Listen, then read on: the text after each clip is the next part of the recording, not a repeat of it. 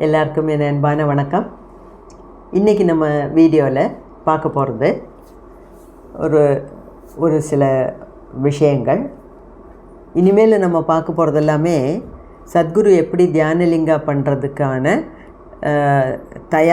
தயாரெடுப்பு செஞ்சார், எப்படி பண்ணாருங்கிறத பற்றியாக தான் இருக்கும். ஓகே, இதில் இந்த டைட்டில் என்னென்னா, அதாவது இது 232வது வீடியோ. இதுக்கோட டைட்டில் நான் புஸ்தகத்துலேருந்து அப்படியே எடுத்துக்கிட்டேன். சத்குரு என்ன எழுதியிருக்காரோ அதையே நான் இங்கே யூஸ் பண்ணியிருக்கேன். அதாவது when the divine descends you just accommodate. அதுக்கு என்ன அர்த்தம்? முதல்ல டைட்டிலோட அர்த்தம் புரியணும் இல்லையா? when the divine descends அப்படின்னா என்ன? அதாவது டிவைன்னா என்ன? அந்த தெய்வீக சக்தி, அந்த தெய்வமே உங்களுக்குள்ளே இறங்கி வர்றாங்கன்னா நீங்கள் என்ன பண்ணணும்? பேசாமல் இருக்கணும். பேசாமல் இருந்தால் போதும். அந்த சக்தி உள்ளே இறங்கி வந்து நம்மளை முக்தி கிடைக்கிற வரைக்கும் வழி நடத்தி கொண்டு போகும். ஓகேயா? அதாவது அக்காமடேட்னா அட்ஜஸ்ட் பண்ணிவிட்டு வாயை மூடி பேசாமல் இருந்தால் போதும். பாக்கியெல்லாம் அந்த டிவைன் சக்தியே பண்ணிவிடும். இதில் பெஸ்ட்டு எக்ஸாம்பிள் எனக்கு தெரிஞ்சதில் யாருன்னு சொல்லுவீங்களா? சிக்சக்தி விலாஸ் புக்கை எழுதினாரே நம்ம சுவாமி முக்தானந்தா. அவர் பண்ணதாங்க கரெக்ட். அதாவது அவருக்கு இந்த யோகாசனாஸை பற்றி தெரியாது, நிறைய விஷயங்கள் படிக்கலை புக்கில் இருந்து, ப்ராக்டிக்கலாகவும் அவங்களுக்கு தெரியல. அவர்கிட்டலாம் தெரிஞ்சது அந்த குரு மேலே உள்ள பக்தி. குருதேவ் நித்யானந்தாவோ மேலே உள்ள இவரோட குருவோட மேலே உள்ள கண்மூடித்தனமான பக்தி. மற்றபடி வேறு எதுவுமே அவருக்கு இல்லை. அப்படிப்பட்டவரை முக்திக்கு இட்டு சென்னது எது? அந்த டிவைன் பவர், அந்த குண்டலினி சக்தி அவர் உடம்புல இருந்து எழும்பி வந்தது. வேறு பாக்கி எல்லா வேலையும் செய்ய வச்சுது அவரால். அவர் என்ன பண்ணார்? பேசாமல் உட்காந்தார். எவ்வளவெல்லாம் கஷ்டம் அனுபவித்தார். அப்பப்பா எனக்கு இதெல்லாம் தேவையில்லைன்னு சொல்லி ஓடினாரா? இல்லை, அனுபவித்தார். அப்படி கத்துனார், இப்படி கத்துனார், அதை பண்ணார், இதை பண்ணார். அவர் பண்ணது என்ன? முக்தானந்தா பண்ணது ஒரே ஒரு விஷயம், தியானம். விடிய காலையில் 3 மணிக்கு எழுந்திருப்பார், தியானம். காலையில் ரொம்ப நேரம் தியானம், மத்தியானம் தியானம், சாயங்காலம் தியானம், நைட்டு தியானம். நைட்டு 12 வரைக்கும் தியானம். எந்த ஒரு யோகிக்குமே நைட்டு 12லேருந்து 3 மணி வரைக்கும் தான் தூங்கணும்னு சொல்லியிருக்கு. ஏன்னா அந்த டைம் அவ்வளோ நல்லதில்லை தியானம் பண்ணுறதுக்கு. ஸோ 1 to 3 மட்டும்தான் நம்ம தூங்கணும். நம்மனா யோகிக்கு கரெக்டாக அதை அவர் பண்ணார். 12 மணிக்கு தூங்குவார், 3 மணிக்கு எந்திரிப்பார். தியானம் தியானம் தியானம். அதுதான் ஜஸ்ட் அக்காமடேட் அப்படிங்கிறதுக்கு அர்த்தம். அதாவது ஒரு தெய்வீக சக்தி எனக்குள்ளே இப்போ இறங்கி வந்ததுன்னா ஊன்னெல்லாம் ஒன்றும் குதிக்க வேண்டாம், 10 பேர்கிட்ட போய் சொல்ல வேண்டாம், 100 பேர்த்திட்ட போய் அதோட ஆலோசனை கேட்கக்கூடாது. வாயை மூடிட்டு பேசாமல் உட்காந்துருந்தா போகிறோம். நம்ம செய்கிற தியானம், நம்ம செய்கிற பூஜை, நம்ம எது செய்கிறோமோ அதை மட்டும் செஞ்சுட்டு பேசாமல் இருந்தாலே போகிறோம். பாக்கி காரியங்கள் அந்த குண்டலினி சக்தி தானாக செய்யும். அதுதான் இந்த டைட்டில். ஓகேயா? when the divine descends, அந்த தெய்வீக சக்தி உங்களுக்குள்ளே இறங்கும்போது you just accommodate. அது இறங்கும்போது இறங்கட்டும், இறங்கி உங்களை என்னென்ன செய்ய வைக்குதோ அதை மட்டும் நீங்கள் செய்யுங்க. அவ்வளோதான். புதுசாக வேறு ஒன்றும் செய்ய வேண்டாம் அப்படிங்கிறது தான் அதோட அர்த்தம். ஓகேயா? இப்போது சத்குரு ஒரு நாள் வெள்ளையங்கிரி மலைக்கு போனார். போகும்போது பேண்ட்ரி ஷர்ட்டோடு போனார். வரும்போது கோமணத்தோடு வந்தார். தலையில் ஒரு தலைப்பாக்கட்டு, உடம்பில் கோவணம், மற்றபடி வேறு எதுவும் கிடையாது. இது அவர் ஒரு ஷோ காமிக்கிறதுக்காகவோ நான் பெரிய சன்னியாசி ஆகிட்டேன்னு ஷோ காமிக்கிறதுக்காக இல்லை. அவர் வெள்ளியங்கிரி மலைக்கு போனார். அங்கே ஏதோ அவருக்கு உள்ள ஒரு ஞானோதயம் கிடச்சிருக்கு. அதன் பிரகாரம் அவரோட சட்டையெல்லாம் தூக்கி போட்டுட்டு வந்துட்டார். அவ்வளோதான். அப்படி தான் நான் நினைக்கிறேன். அதுதான் உண்மையும் கூட. மற்றபடி ஷோ காமிக்கிறதுக்காக கோவணம் கட்டிட்டுலாம் நடக்க வேண்டிய அவசியம் கிடையாது. ஓகே, அவர் ஆல்ரெடி அன் என்லைட்டன்டு யோகி. ஆனால் அதனால் அவருக்கு வெள்ளியங்கிரி மலையில் போகும்போது அவருக்கு அந்த மாதிரி ஒரு உள்விழின்னா என்ன, ஒரு இன்னர் வாய்ஸ், மனசுக்குள்ளே ஒரு குரல் கேட்டிருக்கும். அந்த குரல் சொன்ன மாதிரி அவர் செஞ்சுருக்கார். அதில் அவருக்கு எந்த பாதிப்பும் கிடையாது, சந்தோஷமும் கிடையாது, துக்கமும் கிடையாது. ஆனால் இதில் நிறைய துக்கப்பட்டவங்க யாருன்னா அவரை சுற்றி இருக்கவங்க தான். அதாவது ஒரு பார்ட்டிசிபெண்ட் சத்குரு அப்படின்னு தெரியாமல் கூப்பிட, அதே கடைசி வரைக்கும் அவரோட பேராக அவரை சுற்றி இருந்தவங்கெல்லாம் இவர்கிட்ட நிமிஷத்துக்கு நிமிஷம், க்ஷணத்துக்கு க்ஷணம் மாற்றங்கள் தெரியுது. உடம்பில் மாற்றங்கள் தெரியுது, பேச்சில் மாற்றங்கள் தெரியுது. இந்த டக்கு டக்கு டக்கு டக்குன்னு மாற்றங்கள் வர்றது அவரோட கூட இருந்தவங்களுக்கு ரொம்ப கஷ்டமாக இருக்குது. அதை புரிஞ்சிக்கவே முடியல. அவரை சுற்றி இருக்கவங்கெல்லாம் வெள்ளை ட்ரெஸ்ஸு மட்டும்தான் போடுவேன்னு நினச்சிக்கிட்டாங்க. வெள்ளை மட்டும்தான் போட ஆரம்பித்தாங்க. நிறைய ஆசிரமம் கிடுகிடுன்னு வளர ஆரம்பிக்குது. இது வரைக்கும் ஜக்கி ஜக்கின்னு கூப்பிட்டுட்டு இருந்த யோகா மாஸ்டர், யோகா டீச்சர் சத்குரு ஆயிட்டார், குருவாக மாறிட்டார். இதெல்லாம் ரொம்ப வேகமாக நடக்குது. அது சுற்றியில் உள்ளவங்களால் ஃபுல்லாக ஜீரணிக்கவே முடியல. இதில் ரொம்பவுமே ஜீரணிக்க கஷ்டப்பட்டது யாராக இருக்கும் நீங்களே சொல்லுங்கள்? ஒய்ஃப் தான், பத்தினி, கூட இருந்த மனைவிக்கு அதை புரிஞ்சிக்கவே முடியல. விஜிக்கு தான் இதில் ரொம்ப கஷ்டம். ஏன்னா விஜிக்கு வெறும் குரு கிடையாது. மற்றவங்கள்லாம் ஒரு யோகா டீச்சர், ஒரு யோகா மாஸ்டர், ஒரு குரு. ஓகே, குரு நிறைய விஷயங்கள் மாறுறாரு. ஆசிரமம் கட்ட போகிறாரு, தியானலிங்கம் பண்ணுறேங்கிறாரு. நம்மலாம் ஸ்கூல் கட்டுங்க, ஹாஸ்பிட்டல் கட்டுங்கன்னெலாம் சொன்னோம், அதெல்லாம் கேட்க மாட்டேங்கிறாரு. தியானலிங்கம் தான் கட்டுவேங்கிறாரு. அவருக்குள்ளே என்னமோலாம் மாற்றங்கள் வருது அப்படின்னு தான் மற்றவங்களால் புரிஞ்சிக்க முடியுது. ஆனால் ஒரு ஒய்ஃபுக்கு அப்படி கிடையாது. இவ்வளோ நாள் கல்யாணம் பண்ணி இத்தனை வருஷமாக சாட்டர்டே சண்டேலாம் பேங்க்லேருந்து வரும்போது இவங்க பைக் எடுத்துக்கிட்டு காடு மலை மேடெல்லாம் சுற்றி அலைஞ்சி திரிஞ்சு ஏதோ இருக்கிற காசில் எதெல்லாமோ சாப்பிட்டு நல்ல ஒரு ஜாலியான ஒரு லைஃப் லீட் பண்ணிகிட்டு இருந்தாங்க. அதாவது விஜயை சம்மந்தித்த வரைக்கும் அது ரொம்ப ஹாப்பியான ஒரு லைஃப். தன்னோட ஹஸ்பண்டு தனக்கு மட்டும் அப்படின்னு எந்த பொண்ணும் நினைக்கிறதா. அப்போ விஜய் அப்படி நினைக்கிறதுல தப்பு இல்லை. ஆனால் இப்போ அப்படி கிடையாது. கொஞ்சம் கொஞ்சமாக சத்குரு ஒரு பொது சொத்தாக மாறிட்டு வர்றார். ஒரு பொது சொத்துன்னா சத்குரு பப்ளிக்கு வேணும், பார்ட்டிசிபெண்ட்ஸுக்கு வேணும், யோகா கற்றுக்கிறவங்க வர பப்ளிக்கு எல்லாத்துக்கும் அவர் குரு. அப்போ விஜயை சம்பந்தித்த வரைக்கும் சத்குருங்கிறது ஒரு குரு, விஜயோட குரு, விஜயோட ஹஸ்பண்டு, விஜயோட குழந்தையோட அப்பா. அந்த மாதிரி பல ரோலில் பார்க்கும்போது அவங்களுக்கும் ஒன்றும் புரியல. அப்படி இருக்காங்க. அப்படி இருக்கும்போது இதில் பாரதி வேறு, உங்கள் ஹஸ்பண்டு இவ்வளோ பெரிய ஒரு காரியம் பண்ணுறதுக்காக புறப்பட்டுருக்காரு. நீங்கள் இப்போவும் பேங்குக்கு போயிட்டுருந்தீங்கன்னா எப்படி ரிசைன் பண்ணிவிட்டு கூட உட்காந்து ஹெல்ப் பண்ண வேண்டியது தானே உங்கள் ஹஸ்பண்டுக்கு அப்படின்னு வேறு கேட்குறாங்க. ஆனால் விஜிக்கு அப்படி ரிசைன் பண்ண முடியாது. ஏன்னா சத்குருவுக்கு ஒரு நிரந்தரமான வருமானம் இல்லை. வீடு கிடையாது, வருமானம் கிடையாது. அப்போ இவங்களோட வருமானம் அட்லீஸ்ட் பேங்க்கில் வர்ற சம்பளத்தை வச்சாவது கொஞ்சம் ஓட்டலாம். குழந்தை வேறு பிறந்துருச்சு, அது வளர்ந்துக்கிட்டு வருது.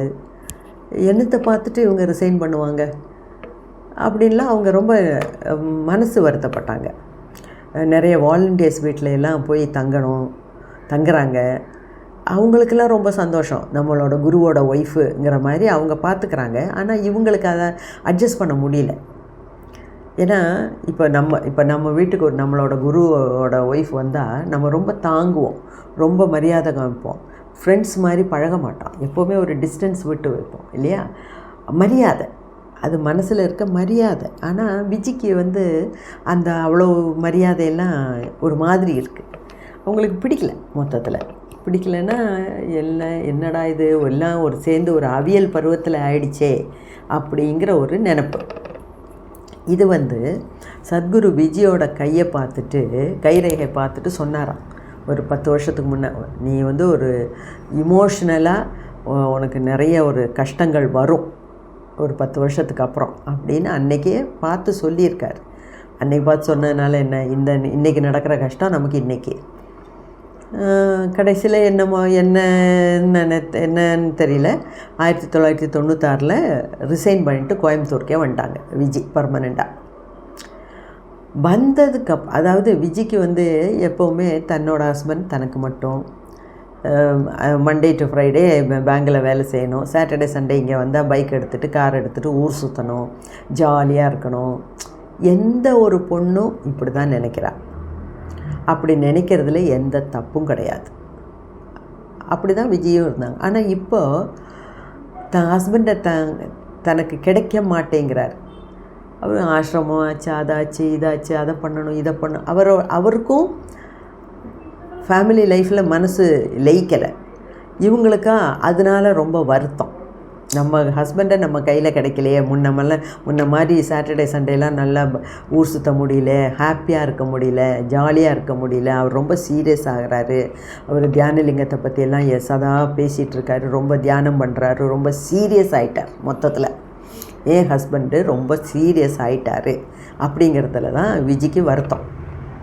ஆனால் ரிசைன் பண்ணிட்டு வந்ததுக்கப்புறம் எப்படியோ அவங்களும் சரி, என்னோடய ஹஸ்பண்டு ஒரு பெரிய தியானலிங்கம் பண்ணணும், பெரிய ஒரு விஷயத்தை எடுத்திருக்காரு, நானும் என்னால் ஆனதை ஹெல்ப் பண்ணுறேன். அப்போ எப்போ ரிசைன் பண்ணிட்டு வந்தாங்களோ அப்போலேருந்து அவங்க அட்ஜஸ்ட் பண்ண ஆரம்பிச்சிட்டாங்க. அவ்வளோதான், அட்ஜஸ்ட் பண்ணுறாங்க. அப்போது ஆசிரமத்தில் தங்குறாங்கல்ல, கோயம்புத்தூரில் பர்மனெண்ட்டாக வந்துட்டாங்க. சுமன்கிற இன்னொருத்தர் வாலண்டியர், அவரும் ரொம்ப சின்சியர். அப்போ அவரும் இவங்களும் தான் காலங்காத்தால் 4:30 மணிக்கெலாம் ஆசிரமத்துக்கு அங்கே போவாங்க, ஆசிரமத்தில் இது பண்ணுறதுக்கு, தியானம் பண்ணுறதுக்கு. அப்போ விஜயும் எப்போ இது எல்லாம் காரணம் நம்ம மனசு தான். எப்போ நம்ம மனசில் ஒரு தீர்மானம் எடுத்துட்டோமோ, அதாவது ரிசைன் பண்ணியாச்சு, இனிமேல் வீடு இருக்கோ, கூரை இருக்கோ, சாப்பாடு இருக்கோ, என்ன இருக்கோ, நான் ஹஸ்பண்டோட ஒரு மிஷனில் ஹஸ்பண்ட் என்ன நினைக்கிறாரோ அது செய்கிறதுக்காக அவருக்கு துணையாக நான் இருப்பேன், வாழ்க்கை துணைவியாக தான் நான் எப்போவுமே இனிமேல் இருக்க போகிறேன் அப்படின்னு எப்போ நம்ம ஒரு தீர்மானம் பண்ணிட்டோமோ அதுக்கப்புறம் நம்ம வேறு எதை பற்றியும் கவலைப்பட மாட்டோம். ஆசிரமத்திலே தங்க ஆரம்பிச்சிட்டாங்க, தியானம் பண்ண ஆரம்பிச்சிட்டாங்க, மெடிடேஷன் பண்ண ஆரம்பிச்சிட்டாங்க, ரொம்ப சீரியஸ் ஆகிட்டாங்க, சாதனைகள்லாம் கற்றுக்குறாங்க, பண்ணுறாங்க, அந்த ஒரு லைனுக்கு வந்துட்டாங்க. இதில் இப்போ என்ன சொல்கிறாருன்னா, இந்த 90 நாள் ப்ரோக்ராம் நடந்தது, 50 பேர் ரெஜிஸ்டர் பண்ணாங்க, 48 பேர் கடைசி வரைக்கும் இருந்தாங்க. அதில் 24 பேர் வீட்டுக்கு போயிட்டாங்க, பாக்கி 24 பேர் சத்குருவோட ஹெல்ப் பண்ணுறதுக்காக இருக்காங்க. இந்த 24 பேரை பார்த்து சத்குரு கேட்குறாரு, உங்களில் எத்தனை பேருக்கு சந்நியாச வாழ்க்கை வேணும், சந்நியாசியாக போகிறீங்க அப்படின்னு கேட்குறாரு. அப்போ எல்லாத்துக்கும் ஆச்சரியம். நீங்கள் 25 வயசில் என்லைட் ஆனீங்க, அதுக்கப்புறம் கல்யாணம் பண்ணிட்டீங்க, குழந்தை பிறந்திருக்கு உங்களுக்கு, நீங்கள் பக்கா குடும்பஸ்தன், நீங்கள் எப்படி எங்களை பார்த்து சன்னியாசி ஆகிறீங்கன்னு கேட்க முடியும்? எங்களை பார்த்து பிரம்மச்சாரியம் கடைபிடிக்கணும், ஆனால் கடையினே எப்படி நீங்கள் சொல்லுவீங்க அப்படின்னு கேட்குறாங்க. கேட்டது ஒரு விதத்தில் கரெக்டு தான். ஆனால் சத்குரு என்ன சொல்கிறாரு, நான் யாரையும் கம்பல் பண்ணலை, உங்களுக்கு இதில் எத்தனை பேருக்கு இந்த ஆசிரம வாழ்க்கை பிடிச்சிருக்கு, எத்தனை பேர் பிரம்மச்சரியம் கடைபிடிக்க தயாராகிறீங்கன்னு தான் கேட்டேன். நான் ஒன்றும் யாரையும் கம்பல் பண்ணலை. அது மட்டும் இல்லை, கல்யாணம் பண்ணால் கூட, கல்யாணம் பண்ணியும் பிரம்மச்சாரின்னு கேள்விப்பட்டிருக்கோம் இல்லையா, அது விளையாட்டுக்காக நம்ம சொல்கிறது. ஆனால் உண்மையிலே கல்யாணம் பண்ணால் கூட நீ ஒரு பிரம்மச்சாரியாக ஒரு சன்னியாசியாக வாழலாம். அந்த மாதிரி ஒரு வாழ்க்கை தான் நம்ம எல்லாருமே வாழணும். அதாவது எல்லாத்துலேயும் ஒரு கணக்கு, அளவு, எது பின்னாடியும் போகாமல், எப்போவுமே நமக்கும் அந்த இறைவனுக்கும் உள்ள அந்த லிங்கை கட் பண்ணாமல் எப்போவுமே ஒரு பேரானந்தத்தில் இருந்தோம்னா அதுதான் நமக்கு சொல்லப்பட்டிருக்கு. அதுதான் பிரம்மச்சாரி வாழ்க்கை அப்படின்லாம் நிறைய சொல்கிறாரு. அதில் புக்கில் நிறைய பேஜஸில் போட்டிருக்காங்க. நான் அதெல்லாம் கட் பண்ணிட்டேன், ரொம்ப வேண்டாம் அப்படின்னு சொல்லி. இப்போது இதில் இப்போ 14 பேர் தியானலிங்கம் பண்ணும்போது ஹெல்ப் பண்ணலாம் அப்படின்னு முன் வந்தாங்க. அப்போ 7 ஜென்ஸு 7 லேடிஸ், 7 ஆண்கள் 7 பெண்கள்னு செலக்ட் பண்ணியிருக்கார். ஒரு வருஷம் சொல்லி கொடுக்குறாரு தியானம் பண்ண, சாதனைகள் பண்ண. ஏன்னா ஏற்கனவே 90 நாள் அந்த ப்ரோக்ராம்லாம் அட்டென்ட் பண்ணாங்க இல்லையா, எங்களுக்கு தெரியும், ஒன்றுமே தெரியாதவங்க இல்லை. அந்த 90 நாள் அனௌன்ஸ் பண்ணினதே இதுக்காக தான், தியானலிங்கத்துக்கு எனக்கு ஹெல்ப் பண்ண எத்தனை பேர் தேருவாங்கன்னு அதிலேருந்து செலக்ட் பண்ண தான் அவர் பண்ணியிருக்கார். அதில் கடைசியில் 14 பேர் எடுத்திருக்காரு. அதுலேயும் ஒரு வருஷம் அவங்கள ட்ரெயின் பண்ணியும் யாருமே கடைசி வரைக்கும் தேரலைன்னா சத்குரு என்ன சொல்கிறாரு, சிலவங்களுக்கு புத்தி இருக்குது, உடம்பில் எனர்ஜி இல்லை. சிலவங்களுக்கு உடம்பில் எனர்ஜி இருக்குது, புத்தி இல்லை. அப்போது அவர் எவ்வளோ தூரம் மேலே மேலே வலித்தாலும் அவங்க வரமாட்டேங்கிறாங்க. கடைசியில் என்னாச்சு, சத்குரு தீர்மானம் பண்ணிட்டார், விஜி, பாரதி, நம்ம 3 பேர் தான் மெயினாக தியானலிங்கத்துக்கு எனர்ஜி கொடுக்க போகிறது. அஃப்கோர்ஸ் நிறைய பேர் இருந்தாங்க, அவங்கள பற்றி எல்லாம் சொல்லியிருக்காரு சத்குரு. நாங்கள் 3 பேர் மட்டும்தான் தியானலிங்கம் பண்ணோன்னெலாம் எங்கேயுமே அவர் சொல்லலை. ஏன்னா ஆசிரமத்தில் இருக்கவங்க நிறைய பேர் அவருக்கு ஹெல்ப் பண்ணியிருக்காங்க. அவருக்கெல்லாம் உயிரே போகிற மாதிரியெல்லாம் நிறைய இக்கட்டான நிலைமையிலெல்லாம் இருந்திருக்காரு. அந்த நிலைமையிலெல்லாம் கூட அந்த ஆசிரமத்தில் இருக்க ஜென்ஸ் எல்லாம் தான் அவர் கூட நின்று அவரை ஹெல்ப் பண்ணாங்க. அதை பற்றியெல்லாம் சொல்லியிருக்காரு. அதை பற்றியெல்லாம் நம்ம பின்னாடி பார்ப்போம். ஆனால் மெயினாக இந்த தியானலிங்கம் கான்சக்ரேஷன், தியானலிங்கம் பண்ணுறதுக்கு ஒரு ஒரு ஒரு முக்கோணம்னு எடுத்துக்கோங்களேன். முக்கோணத்தோட அடிபாகத்தில் ஒரு சைடு விஜி, ஒரு சைடு பாரதி, மேல் பாகம் சத்குரு. அவ்வளோதான். பாக்கி எல்லோரும் போயிட்டாங்க. ஏன்னா அவங்களால ஈடு கொடுக்க முடியல. அந்த எனர்ஜி எல்லாம் செய்யும்போது ஈடு கொடுக்க முடியல. இதில் இன்னொரு விஷயம் நான் சொல்லியிருக்கேன். அதாவது 2 விஷயம் இங்கே ஞாபகப்படுத்த விரும்புகிறேன். ஒன்று ஒரு ஜென்மத்தில் இதே சத்குரு இந்த மாதிரி தியானலிங்கம் பண்ணும்போது அந்த கொஞ்சம் ஆண்களையும் பெண்களையும் ஒரு ரூமில் வச்சு சாதனை சொல்லி கொடுக்கும்போது தான் இந்த பப்ளிக்கு அவங்களுக்கு பிடிக்கலை. அங்கே என்னமோ நடக்குது, கதவை அடைச்சிட்டேன், என்னமோ நடக்குதுன்னு சொல்லி பப்ளிக்கெல்லாம் திரண்டு வந்து இவரை துரத்தி விட்டாங்க. கோயம்புத்தூர்லேருந்து நாடு கடத்தினாங்க. ஊரை விட்டே ஓட விரட்டினாங்க. நீ ஒன்றும் பண்ண வேண்டாம், போயா, கள்ளத்தனம், நீ கள்ளசாமியார் அப்படின்லாம் சொல்லி துரத்துனாங்க. அப்போது இவர் கூட நின்ன ஒரே ஒரு சிஷ்யன், அதுதான் இந்த பாரதி. அப்போ இந்த சத்குருவும் அந்த சிஷ்யனும் மட்டும்தான் கோயம்புத்தூர்லேருந்து கடப்பா வரைக்கும் ஓடி இருக்காங்க. ஓடி ஒரு சிவன் கோயிலில் போய் தஞ்சம் புகுந்தாங்க. கொஞ்ச நாள் அங்கே இந்த சிவன் கோயிலே ஒதுங்கி வாழ்ந்தாங்க. அதை பற்றியெல்லாம் நம்ம பேசியிருக்கோம், ஏதோ ஒரு வீடியோவில் சொல்லியிருக்கேன் நான். அப்போது அந்த குருவும் சிஷ்யனும் சேர்ந்து நிறைய பிளான் பண்ணாங்க, பிளாட்டுன்னா இந்த நிலம் சின்ன சின்னதாக வெட்டி வெட்டி பிளாட் போடுறாங்களே அது இல்லை. பிளாட்டுனா ஒரு கரு, ஒரு கதைக்கு உண்டான கருவை உருவாக்குற வேலை. He blotted the plan. ஒரு பெரிய பிளான் பண்ணாங்க. அதுலேயே அதையும் சொல்லியிருக்கேன். அதாவது அந்த பிளானில் இதில் தியானலிங்கம் பண்ணுறதுக்கு எத்தனை பேர் வேணும், யார் யாரெல்லாம் நம்மளுக்கு உதவணும், அவங்கெல்லாம் எந்தெந்த விதத்தில் எந்தெந்த குடும்பத்தில் பிறக்கணும், எப்படியெல்லாம் நம்மக்கிட்ட வரணும், எந்த டைமில் நம்ம வாழ்க்கையில் சேரணும் அப்படிங்கிற பிளான் எல்லாம் அன்றைக்கி அந்த சிவன் கோயிலில் உட்காந்து பண்ணாங்க, குருவும் சிஷ்யனுமா சேர்ந்து. அந்த பிளாட்டில் தான் இந்த பாரதியும் விஜயும் வராங்க. விஜி ஏற்கனவே கல்யாணம் ஆகி டைவர்ஸ் ஆன ஒரு பொண்ணு. திருப்பிய விஜி சத்குருவோட வாழ்க்கை துணைவியாக வர்றாங்கன்னா அதுக்கெல்லாம் அர்த்தம் உண்டு. அவங்க கர்மா கழியறதுக்காக கல்யாணம் பண்ணியிருப்பாங்க, கஷ்டப்பட்டிருப்பாங்க. ஆனால் அவங்களோட இந்த ஜென்மத்தோட உத்தேசம் நோக்கங்கிறது சத்குருவை ஹெல்ப் பண்ணுறதுக்காக. அப்போ வந்துக்காரு பார்க்குறாங்க. அதே மாதிரி பாரதியும் ஒரு பொண்ணு, ஒரு லேடி, கல்யாணம் பண்ணிட்டாங்க, 2 குழந்தைங்கள் இருக்குது. ஆனால் இந்த பாரதியும் சத்குருவோட நிற்கிறாங்க, ஹெல்ப் பண்ணுறாங்க. அப்போ இதெல்லாம் இந்த ஜென்மத்தில் மட்டும் உண்டான தொடர்பு கிடையாது அப்படிங்கிறத நம்ம புரிஞ்சுக்கணும். இது போன ஜென்மத்திலே தீட்டப்பட்ட ஒரு கதை.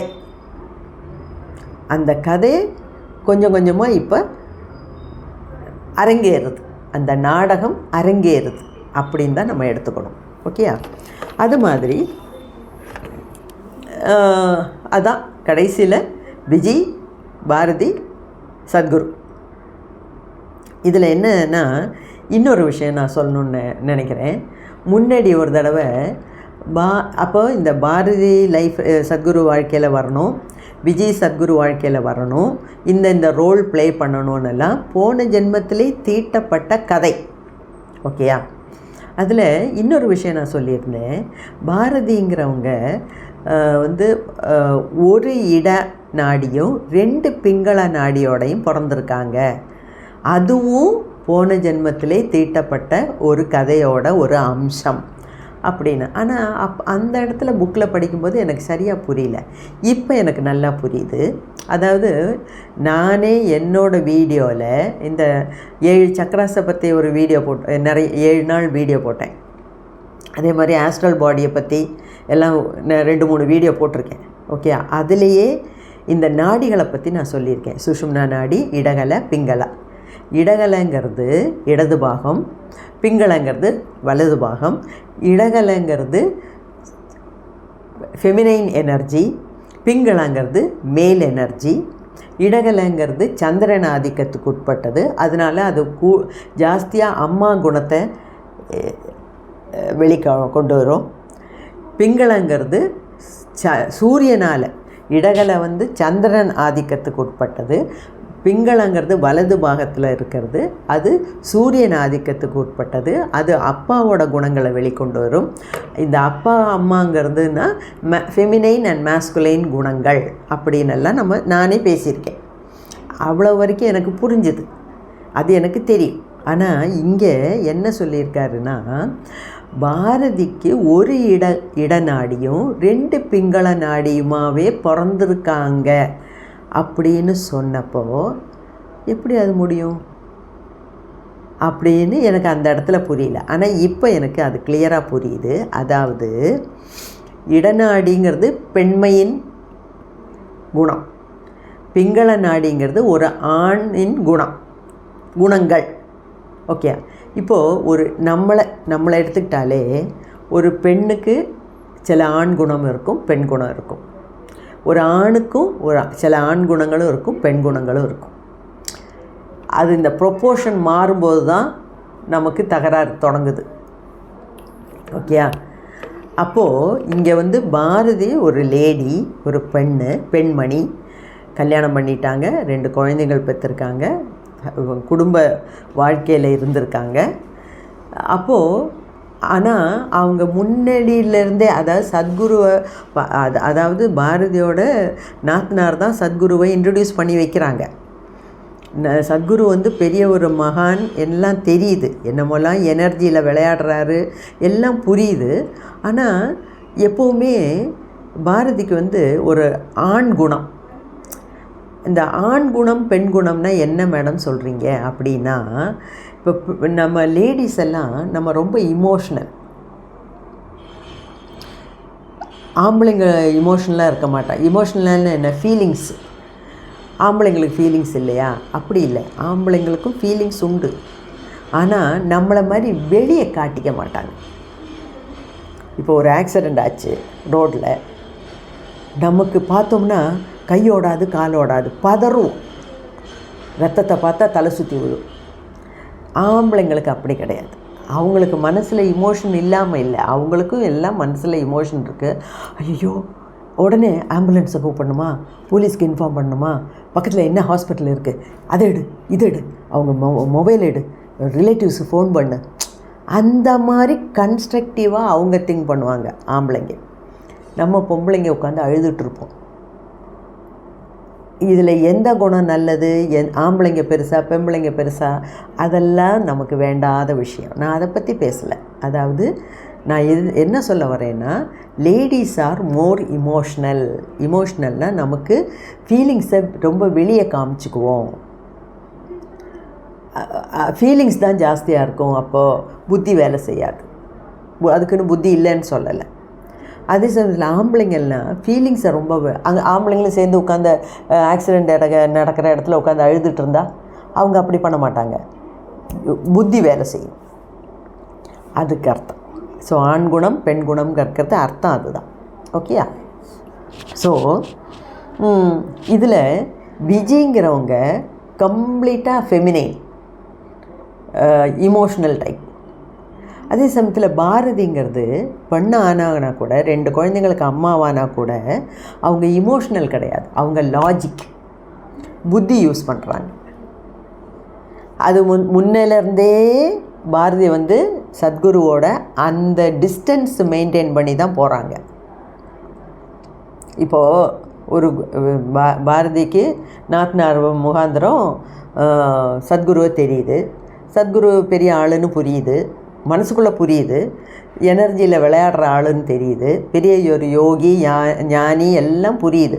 ஆனால் கூட கொஞ்சம் டிஸ்டன்ஸில் இப்படி இருப்பாங்க. அதே சமயத்தில் சரியாக பாரதியோட பொசிஷனில் வேற ஒரு லேடியாக இருந்தாங்கன்னா, எப்போவோ சத்குரு காலடியில் விழுந்து, நீங்கள் தான் என் குரு, என்னை காப்பாற்றுங்க, எனக்கு முக்தி வாங்கி கொடுங்கன்னு அப்படியே உருகி இருப்பாங்க. ஆனால் பாரதி அது பண்ணலை. ஏன்னா அவங்களுக்கு மேல் குணம் ஜாஸ்தி. மேல் குணம் ஜாஸ்தின்னா இந்த பிங்களா 2 இருக்கிறதுனால அப்படின்னு எனக்கு இப்போ புரியுது. அதுவும் இந்த 2 பிங்களாவோடு எப்படி பிறந்தாங்கன்னா, இதுவும் அந்த பிளாட்டில் கடப்பால் சிவங்கோயிலில் நடந்த பிளாட்டில் அப்படி வச்சுருக்காங்க. ஓகே? ஸோ இதெல்லாம் எதுக்கு நான் மெனக்கெட்டு இவ்வளோ தூரம் சொல்கிறேன்னா, ஏன் மேடம் உங்களுக்கு வேறு வேலையே இல்லையா? சத்குரு ஏதோ தியானலிங்கம் பண்ணி வச்சுருக்காரு, பணம் பண்ணுறாரு, உங்களுக்கு வேறு வேலை இல்லையான்லாம் நீங்கள் தயவுசெய்து நினைக்கக்கூடாது. அப்படி இதெல்லாம் வந்து நமக்கு ஒரு பாடம், புரியுதா? அதாவது நம்ம லைஃப்லேயும் நம்ம யார் எந்த அப்பா அம்மாவுக்கு குழந்தையாக பிறக்கணும், யாரை கல்யாணம் பண்ணணும், நமக்கு எத்தனை குழந்தைங்கள், நமக்கு அண்ணா தம்பி யார், அக்கா தங்கை யார், தாத்தா பாட்டி யார், இதெல்லாமே நம்ம சோல் பிளானிங்கில் வர்றதுனால தான் திருப்பி நம்ம கிட்டத்தட்ட அதே குடும்பத்தில் பிறப்பெடுக்கிறோம், பல ரோல் ப்ளே பண்ணுறோம். புரியுதா? அதை நம்ம புரிஞ்சுக்கணும்.